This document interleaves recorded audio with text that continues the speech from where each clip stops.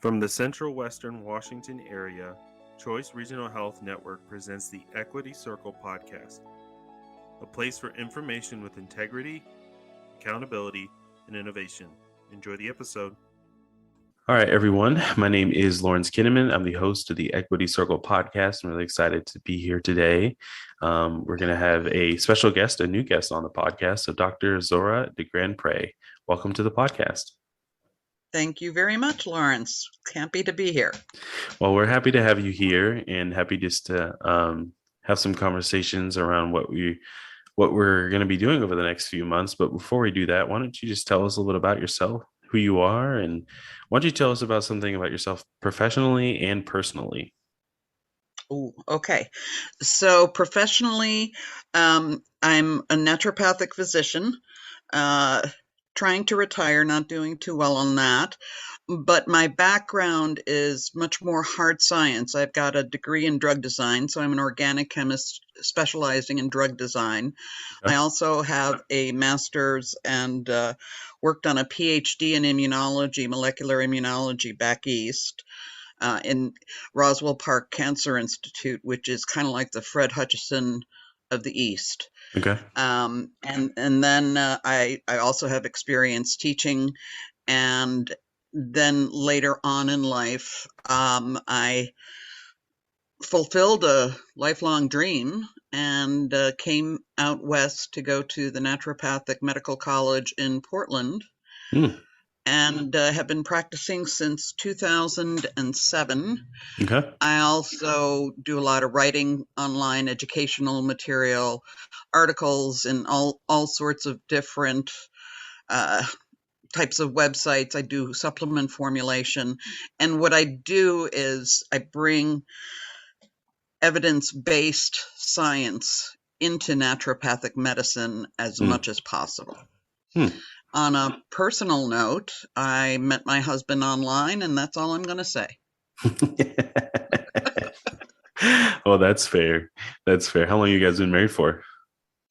Well, we never remember our anniversary, and yet, so the both of us forget the anniversary. We met on my birthday in 2002 and married in front of Mount St. Helens in 2005.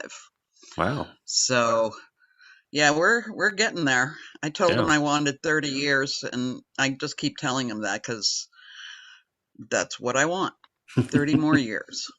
Fair enough. Well, that's a pretty cool wedding venue to have too. Yeah, it was, and the volcano just after we had a blanket ceremony, and just after the vows were completed, the mountain let off a big gush of steam. So the mountain celebrated for us, which was kind of lovely, and I'm guessing kind of unique. Yeah. So it was, even though it was a memorable day, as I said, we both consistently forget our anniversary. Was it the 13th or the 15th? Don't know. Fair enough. Well, thanks for telling a little bit more about yourself. I do appreciate it. So today we're going to be talking a little bit about some of the things that we're going to be doing in Lewis County over the next few months. We're going to be doing some vaccine clinics, and we're really excited to be able to provide access to senior centers in providing the vaccine, whether they're first or second shot or booster. And so I'm wondering if you can just talk about some of the things that we have coming up and some of the clinics that we're doing and anything else you want to share about it. Sure. Well, one of the hats I wear is as secretary of the executive board of the Lewis County Seniors. And the Lewis County Seniors is a 501c3 that manages all our 5 senior centers across this really long county and one nutritional satellite site. And I had gone into town and let me say one thing first. I've always lived in the city, sometimes the city, and other times just large urban areas. So this is the first time in my life, my personal life, that I've experienced living in a rural area. And I'm actually in East Lewis County between Randall and Packwood. Okay. So for those of your listeners who know that, that is a sparsely populated area. I think it is about 3 persons per square mile. So to go into town, into Chehalis Centralia is a bit of a trip. Yeah. So I was looking for a booster and checked out all the websites, and they all said walk in. Walk ins available. I said, okay, well, that works with the flexibility because I don't go into town all that often. And when I need to go into town, I want to have that kind of flexibility. Well, I was unable to get a booster shot anywhere. Mm. And as I was driving home, I thought, well, I'm reasonably computer savvy. I got fooled into thinking that there was this open availability, Yeah. but there are so many of our seniors, especially out in the more rural areas, and especially given some of our weather conditions lately, Yeah. who have difficulty with transportation. They can get to their local senior centers, but can't necessarily get into town easily. And I thought, why not offer the senior centers as a site for vaccination and boosters?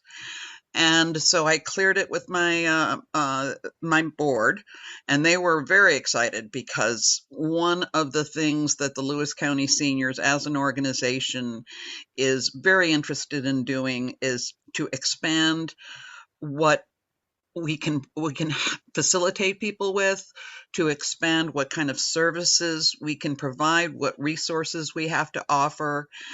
And while our main focus is on the seniors, we also want to be able to be there for the rest of the community. So we're looking into any different areas that can provide us with that kind of um, goal and will help us achieve that kind of goal. So I contacted the Lewis County uh, Department of Public Health and Social Services, and the ball started rolling. Mm. And so then the Equity Institute contacted me.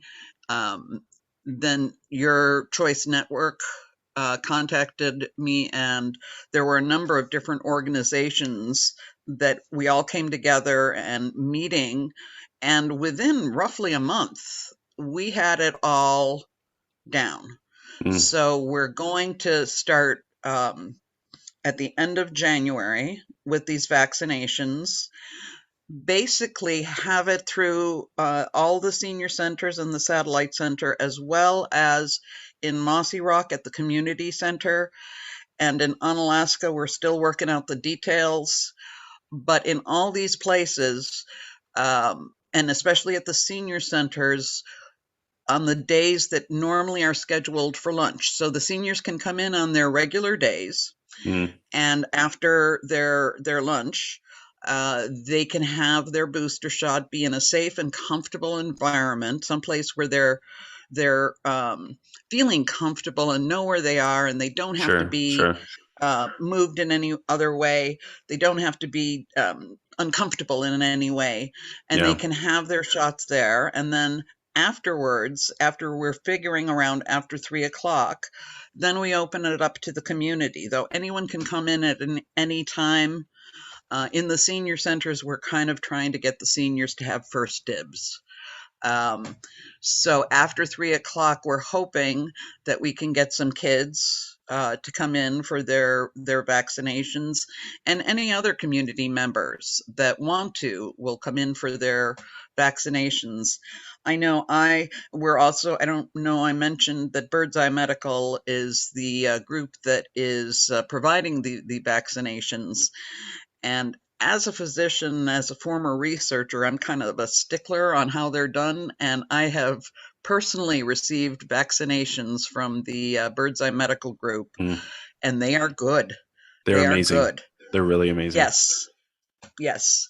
And very, very nice people. When I've gone through the lines, I did the hanging my arm out the car bit. Very, very professional, and technically very good. I'm sure from the technical aspect, it's not a necessarily easy thing to do a lot work with a large group of people, and I was very impressed with them. So that's the basic outline. And the idea is we're starting with the more remote senior centers and kind of coming into the towards Chehalis Centralia. But each area, each place, each site is going to have the availability of first vaccination, second vaccination, and booster. Well, I think So what's it's really exciting to get this kind of medical assistance out in some of the more rural areas. absolutely, and I think that's, the name of this podcast is called the Equity Circle Podcast, right? And so we have a lot of conversations around equity. And one of the things that we've seen with COVID is how different underserved populations have not been able to have access to the vaccine or testing, which I know is a challenge right now. But it's really encouraging to be able to be a part of something where we can provide access to some of our underserved populations, like the senior centers, and especially the areas that are very much remote and maybe a little bit more challenging. And so we're really excited to be able to provide transportation as well for these events, and be able to do what we're doing. So I've appreciated being able to work with you. And one of the things that's been really cool that I noticed as you were sharing your story is how you used a, maybe you call it a frustration or an inconvenience of not being able to find a booster shot, to be able to start such a cool thing. So I think that's one of the cool things that comes out of this story. It's interesting because I was chatting with a colleague about it, and healthcare professionals are very frustrated. A lot of us are very frustrated with the misinformation that's out there, with um, the sometimes it feels like the lack of appreciation. And we were just talking about how to channel that frustration, and sometimes very honestly, it's dismay Mm, at the misinformation and how misled some people are.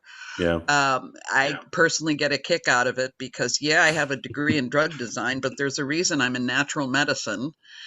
And I've been accused of being a tool of big pharma. Mm, Well, that's kind of tough.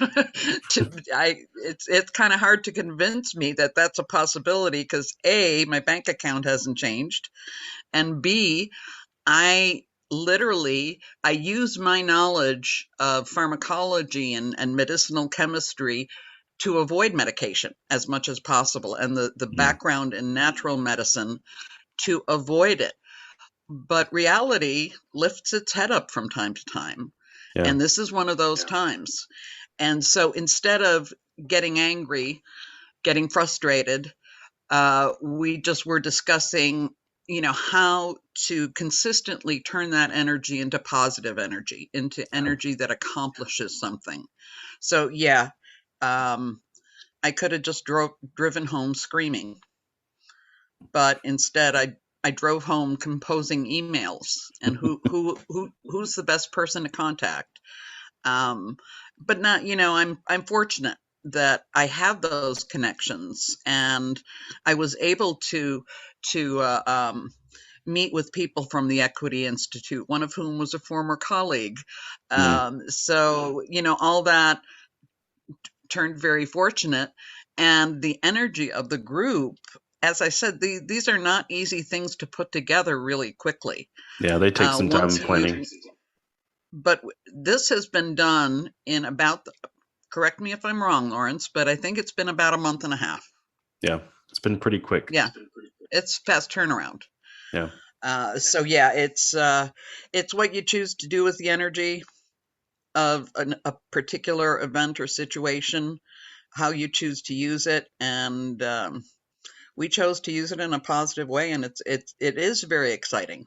Yeah, it definitely is, and looking forward to it. So what is your hope in these clinics and providing access? Like what's your hope for these clinics, and what else would you like to share about them?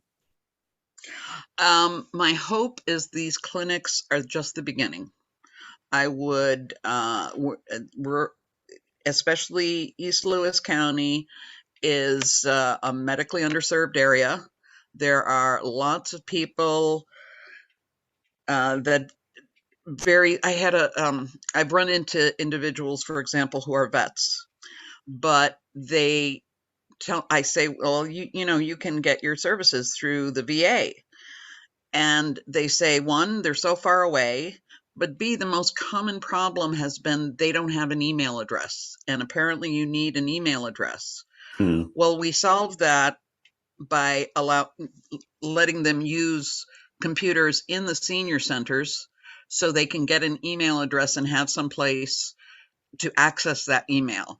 Yeah. And that allowed for some of these vets, for example, to get more access to care. So I would like to see that expanded. I would like to see um, some kind of, as I said, the goal of the Lewis County Seniors as an organization is to expand the kind of services. Right now, we are mostly nutritional services and expanding into what we call enrichment. But the Hmm. nutrition services, especially during this pandemic, have been the most important. We wanted to make certain that seniors had warm, or at least heatable, nutritious meals. Um, Now we want to go a little bit further and see where we can help fill in the gaps for some of the medical issues, for some of the technological issues, increase internet access, at least through our senior centers, and expand that so that individuals that choose to live out here don't suffer for it Yeah. because of the area where maybe they or maybe their entire family for generations have lived. Hmm. So that remains a comfortable, safe place to stay. Where, yeah, maybe you have to do a little bit more to get access to healthcare, but not insurmountable odds. So that's what I'd love to see. Yeah. So just making it easier for people to be able to get what they need, Right. starting with the vaccine and also into other things. Because I think, I know as an organization, in providing these clinics, we have really tried to make this a holistic approach to, COVID vaccines. It's not just getting your vaccine, it's getting resources, because a lot of people end up needing, have like food scarcity issues, or they have other things that, make it quite a bit of a Hmm. challenge. And so I think it is really important to utilize that. I was curious, I was going to ask you, is there a social media presence that the senior center has where people can find more information about these events? We have, and they're all undergoing reconstruction. Okay. And so, yes, we do. We've got the lewiscountyseniors.org website. And then we do have a number of Facebook pages. Each site has their own Facebook page, and there's the Lewis County Seniors Facebook page. And one of our um, decisions recently was to really up our presence in the social media market in the on the web, make certain that all those things are up to date with as much information for people as possible. We also, by the way, run the second time around thrift store, um, where you can find a Williams Sonoma bowl for like $2. It's wonderful. Some of the finds that and I love antiques, so Yeah. every time I'm Yeah. in Chehalis, I drop by there. So yes, we're increasing our media presence through Facebook pages and through our website. And also, as I mentioned before, we're trying to we're just starting up through the AmeriCorps. One of the hats I wear is a grant writer. So we were awarded, one of 17 organizations in the country that was awarded an AmeriCorps companionship grant. Wow. And we're working both with the Cowlitz Nation and with LGBTQ community members to expand the companion program into those areas. So yeah, it's a really exciting time. It's a little bit hard sometimes to remember which hat I'm wearing, but that's my problem. Well, it's good though, and I appreciate all Yeah, the hats that you wear and the stuff that you're able to do. I always say that's why my hair looks this way. I keep changing the hats. Fair enough. Well, it's been a pleasure having you on today, and I'll make sure that people can. I'll put the place for the Facebook page and your website on our podcast notes, as well as my email address, so people can email me for more information about the specific clinic dates and information about that. I'd be happy to share that. So, is there any other final things you'd like to share before we come to a close today? No, I would just want to say to anyone that everyone is welcome in our centers. Where the centers in Chehalis are the Twin Cities, is the Twin City Center. That is open 5 days a week. Check the website and the Facebook pages for when the other centers are open. But please visit us. Please come in and have a meal with us. Stay and play pool. Just nearly every one of the senior centers has pool tables. I'll be there because I spent a few years in college, extra time playing pool.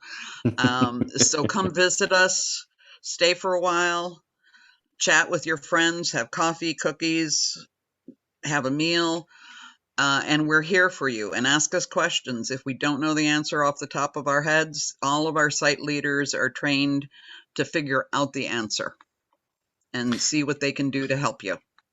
Awesome. So come on down.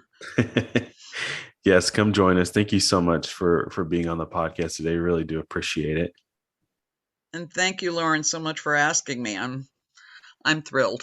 Thrilled to be able to share information and to be able to work with you. It's been wonderful. Appreciate it. Likewise, thank you so much. And we've been listening to Dr. Zora DeGrandpre talking about some of the upcoming events and vaccine clinics at the senior centers in Lewis County. I want to thank you, listeners, for listening to another episode of the Equity Circle podcast. Please share with friends and family and subscribe. And lastly, remember that equity equals progress.